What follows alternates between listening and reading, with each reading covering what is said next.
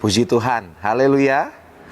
Kita ada karena anugerah Tuhan, kita ada karena kebaikan Tuhan yang begitu luar biasa dalam kehidupan kita. Rise up, bangkit, bergerak, berdampak. Puji Tuhan, pada hari ini kita akan sama-sama kembali belajar kebenaran firman Tuhan, yang dimana firman Tuhan dapat menguatkan kita dalam pengiringan kita kepada Tuhan, sekaligus juga mengingatkan kepada kita bagaimana seharusnya kita melakukan setiap aktivitas kehidupan kita.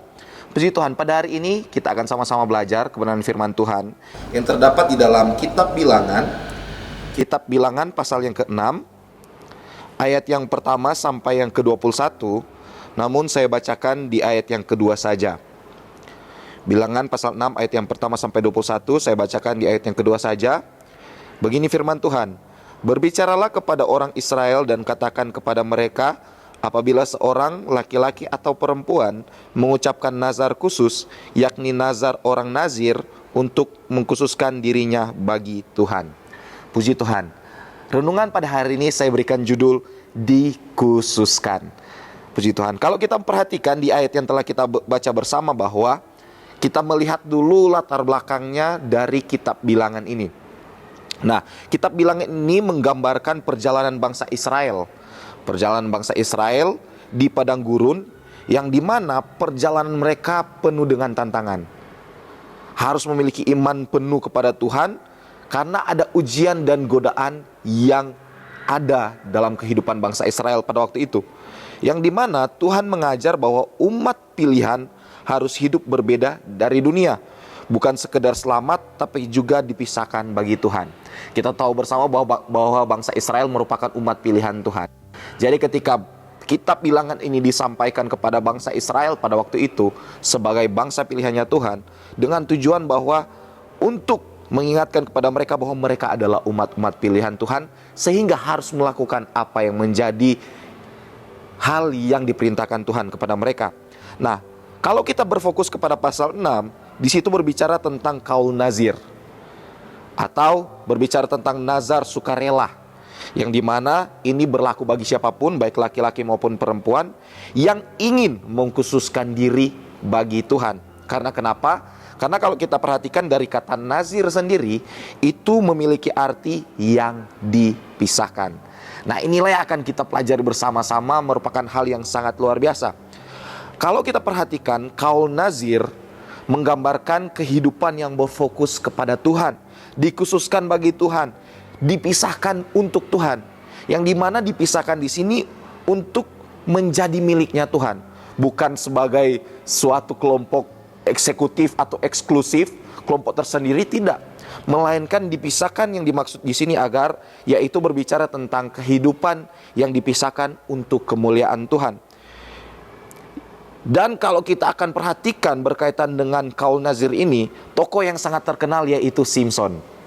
Simson merupakan orang atau kaul nazir yang dimana dia dari lahir telah ditentukan dan dikhususkan bagi Tuhan. Nah, sambil kita akan belajar tentang tokoh Simson, kita akan lihat beberapa hal yang perlu kita perhatikan dalam dipisahkan ini. Nah, yang pertama, ketika kita ingin dipisahkan bagi Tuhan, yang pertama yang perlu kita lakukan yaitu menolak kendali dunia. Kalau kita perhatikan di Bilangan 6 ayat 3 sampai yang keempat, di sana berbicara berkaitan dengan menjauhkan diri dari anggur dan minuman yang memabukkan. Yang dimana anggur dalam kitab Bilangan ini, khususnya pasal ini, melambangkan kenikmatan duniawi.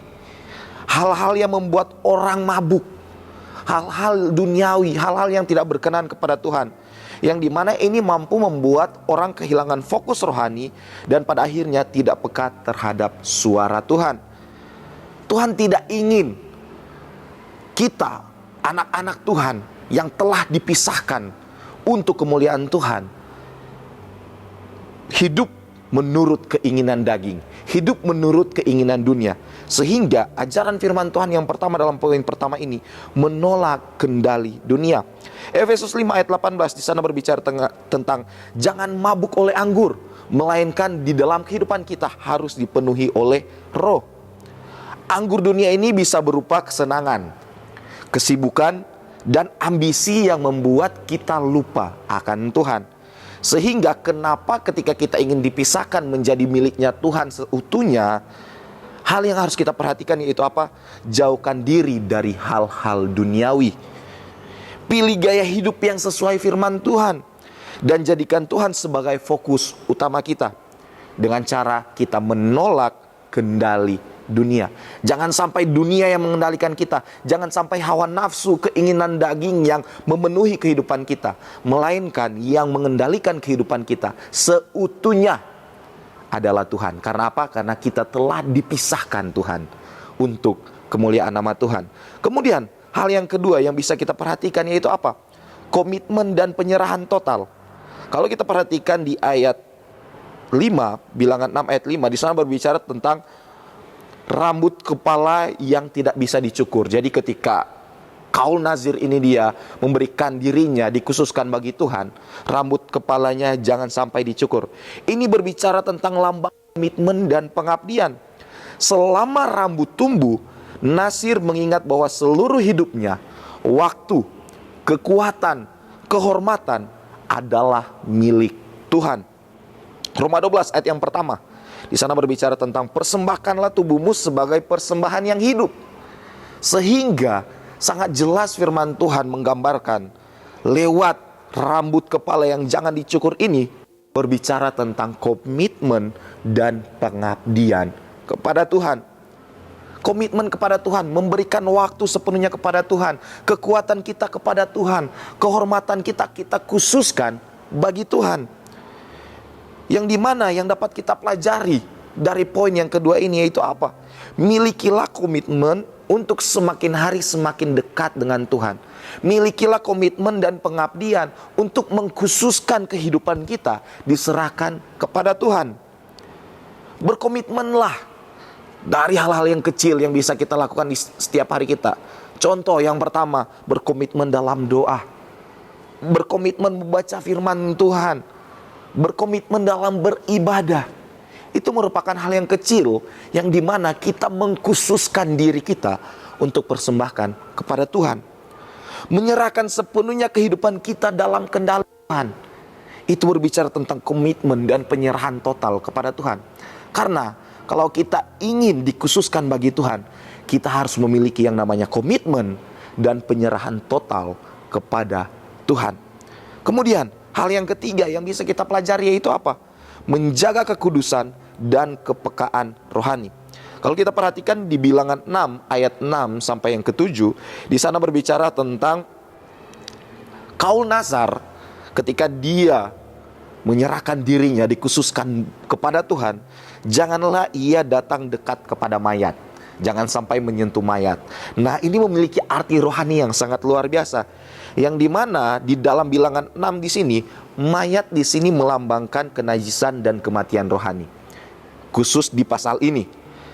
Sehingga ditekankan bahwa nazir itu tidak boleh menajiskan diri bahkan untuk alasan keluarga. Tidak boleh. Karena kekudusan berarti menomorsatukan Tuhan di atas segala-galanya. Ini berbicara tentang menjaga kekudusan, menjaga kepekaan rohani. Ketika kita ingin mengkhususkan kehidupan kita kepada Tuhan, kita harus menomorsatukan Tuhan. Menjaga kekudusan kita, menjaga kehidupan kita bersih di hadapan Tuhan.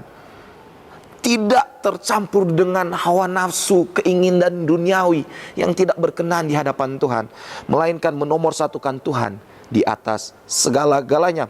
2 Korintus 6 ayat 17 sana berbicara tentang pisahkanlah dirimu dari antara mereka. Berbicara tentang kehidupan kita harus dipisahkan dari kehidupan dunia. Karena kita adalah anak-anak Tuhan, anak pilihan Tuhan.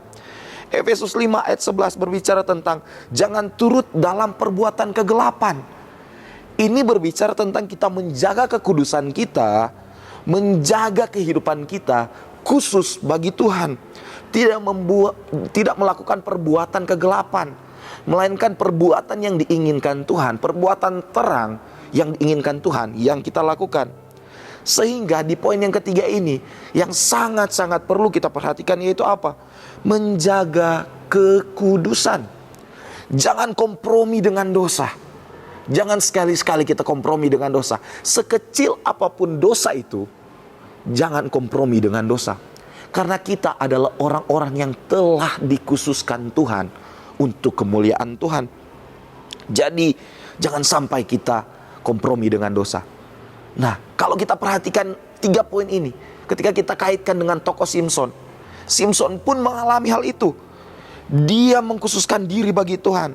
Semenjak dari rahim ibunya, dia tidak pernah menyentuh yang namanya anggur, minuman yang memabukkan. Sehingga Simson mampu menjaga kehidupannya menjadi nazir Allah. Kemudian yang kedua, di poin yang kedua berkaitan dengan Simson, dia tidak memotong rambutnya. Walaupun kita tahu bagaimana kisah dan pada akhirnya Simson yang jatuh karena rambutnya dipotong. Dan kita lihat ketika rambutnya dipotong, kekuatan yang diberikan kepada dia pada akhirnya lenyap. Namun ketika kita melihat bahwa ketika rambutnya tidak dipotong, berbicara tentang dia tetap komitmen dan pengabdian kepada Tuhan, kita melihat bahwa dia memiliki kekuatan yang luar biasa dalam Tuhan. Dan yang kita lihat yang ketiga, walaupun memang berkaitan dengan poin yang ketiga ini, Simson pada akhirnya gagal, namun ketika dia jatuh, dia mampu bangkit lagi. Karena apa? Karena Simson sebagai nazir Allah menyentuh mayat. Dia jatuh namun pada akhirnya bangkit lagi. Sehingga 3 hal besar yang bisa kita pelajari dari kaul nazir. Yang pertama, menolak kendali dunia, berbicara hidup dipimpin Roh Kudus. Kemudian yang kedua, menyerahkan hidup sepenuhnya, yaitu berbicara tentang komitmen yang nyata di dalam Tuhan. Dan yang ketiga, menjaga kekudusan, yaitu berbicara tentang bagaimana kita berani berkata tidak kepada dosa. 1 Petrus 2 ayat 9, tetapi kamulah bangsa yang terpilih, imamat yang rajani, dan seterusnya. Ini berbicara tentang bukan hanya bangsa Israel pada waktu itu, tetapi kita semua adalah bangsa pilihan Tuhan. Sehingga kita harus mengkhususkan diri bagi Tuhan. Kesimpulan akhir yang dapat saya sampaikan, kita dikhususkan untuk melakukan hal-hal khusus, yaitu hal-hal yang berkenan kepada Tuhan. Dengan tujuan apa? Kemuliaan Tuhan. Ayat terakhir, Bilangan 6 ayat 18, terjemahan sederhana Indonesia. Di sana dikatakan bahwa di pintu kemahku, pengabdi itu akan mencukur habis rambut kepalanya, yang adalah tanda pengabdiannya. Lalu dia akan mengambil rambutnya itu dan melemparkannya ke dalam api, di mana kurban tanda damai sedang dibakar. Ini berbicara tentang ternyata ketika kita mengkhususkan kehidupan kita, segala pengabdian kita, segala kehidupan kita yang kita lakukan dikembalikan sebagai persembahan kepada Tuhan. Itulah tujuan nazir, mengkhususkan diri untuk Tuhan. Sehingga ajakan firman Tuhan agar kita selalu mengkhususkan diri bagi kemuliaan nama Tuhan. Amin. Kebenaran firman Tuhan, Tuhan Yesus memberkati kita semua. Kiranya lewat renungan 79 ini, kiranya dapat menjadi berkat bagi kita semua. Bapak, Ibu, saudara-saudari yang ingin didoakan untuk pokok-pokok doa tertentu atau ingin menyalurkan kesaksiannya, dapat disalurkan melalui chat WhatsApp di nomor 0813 2742 008. Mari kita satu dalam doa. Terima kasih Yesus, terima kasih Tuhan untuk kasih-Mu yang kembali mengingatkan kepada kami bahwa kami telah dikhususkan di hadapan Engkau Tuhan. Engkau telah memilih kami menjadi umat-umat pilihan Engkau Tuhan. Sehingga dalam kehidupan kami pun harus menjaga diri kami untuk hidup kudus, untuk dikhususkan bagi Engkau Tuhan. Biar Engkau yang kuatkan kami lewat Roh Kudus yang membimbing kehidupan kami, agar kami dapat menolak kendali dunia, agar kami dapat bertahan dalam iman kami Tuhan, agar kami dapat menjalankan perintah-perintah Engkau, agar kami dapat memiliki komitmen dan pengabdian penuh kepada Engkau Tuhan. Biar jadikan kami menjadi orang-orang yang khusus di hadapan Engkau, dipersembahkan bagi kemuliaan nama-Mu Tuhan. Terima kasih Yesus, terima kasih Tuhan. Kiranya ya Tuhan, terima kasih untuk damai sejahtera yang Engkau berikan kepada keluarga GPD El Shaddai Magelang. Tolong Engkau berikan kami semua keluarga GPD El Shaddai Magelang untuk tidak gelisah dan gentar dalam kami menjalani setiap kehidupan kami Tuhan. Biar kehendak-Mu yang jadi atas kehidupan kami. Di dalam nama Tuhan Yesus Kristus. Haleluya, puji Tuhan. Amin.